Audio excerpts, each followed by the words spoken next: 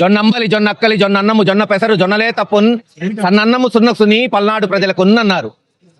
జొన్న పెసర వేసే ప్రాంతం ఆ రోజున కాసు బ్రహ్మానందరెడ్డి గారు ముఖ్యమంత్రి అయిన నాగార్జున సాగర్ కట్టి కృష్ణం పరవళ్లు తొక్కిన తర్వాత బ్రహ్మాండంగా ఈ ప్రాంత రైతులు కష్టపడి మరి వరి అత్యాధునికమైన బీపీటీ పండిస్తున్నారు, పత్తి మిరప వేస్తున్నారు, మొక్కజొన్న అపరాలు పండించి దేశ విదేశాలకు ఎగుమతి చేస్తున్నారు.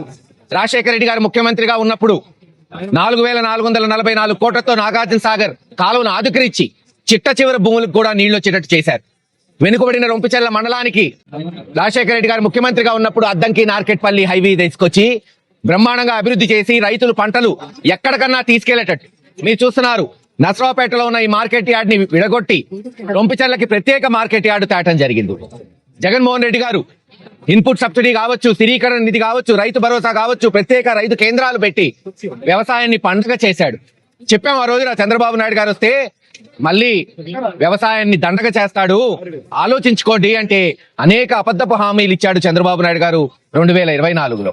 అరచేతిలో స్వర్గం చూపెట్టి ఆడవాళ్ళకి నెలకి 1,500, సంవత్సరానికి 18,000, నిరుద్యోగ భృతి లేదు, అన్నదాత సుఖీభవ, 3 సిలిండర్లు, ఇలాగా అలివి కాని హామీలు ఇచ్చి ఈ రోజు ఒక్కొక్కటి తొంగలో తొక్కుతూ వస్తున్నాడు.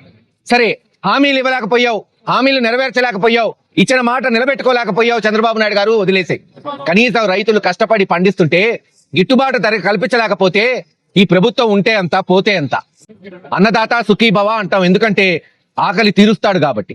కానీ గత సంవత్సరం ఏమో అకాల వర్షాల వల్ల లేదు పురుగుల వల్ల పత్తి మిరప దెబ్బతింటే గిట్టుబాటు ధర కల్పించాల.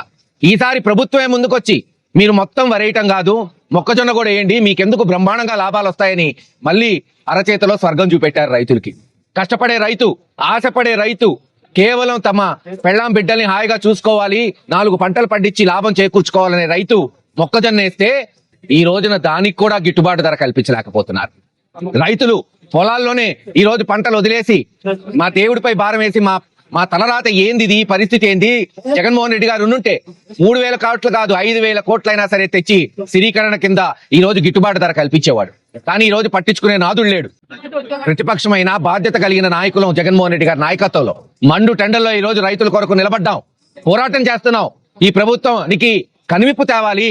ఇప్పుడేం ఎలక్షన్లు లేవు, ఇప్పుడేమి దాదాపు 3 ఏళ్లు పట్టింది మళ్ళీ ఈ ప్రభుత్వం పడిపోవడానికి. అయినా బాధ్యత కలిగిన నాయకులం కాబట్టే ప్రజల పక్షాన, రైతు కూలీల పక్షాన నిలబడి గిట్టుబాటు ధరకు ఈ పోరాటం చేస్తున్నాం. ఎంత దూరమైనా పోయి చంద్రబాబు నాయుడు గారి కళ్ళు తెరిపించి మళ్ళీ వ్యవసాయాన్ని పండగ చేయడానికి జగన్మోహన్ రెడ్డి గారి నాయకత్వంలో కృషి చేస్తామని తెలియజేసుకుంటూ సెలవు తీసుకుంటున్నాను.